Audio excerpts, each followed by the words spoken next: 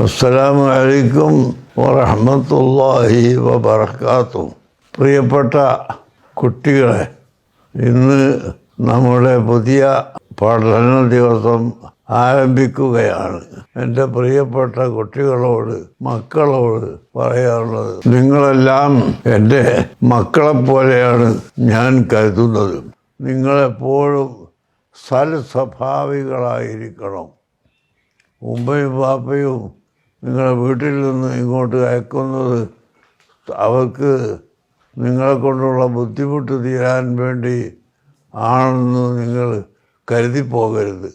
മറിച്ച് എൻ്റെ മക്കൾ നന്നാകണം, വിദ്യാഭ്യാസമുള്ളവരാവണം എന്ന് ഓരോ രക്ഷിതാവും കരുതുന്നത് കൊണ്ടാണ് വളരെ കഷ്ടപ്പെട്ട് സ്കൂളിലെ പാഠപുസ്തകങ്ങൾ വാങ്ങാൻ പോലും കഴിവില്ലാത്ത പാപങ്ങളടക്കം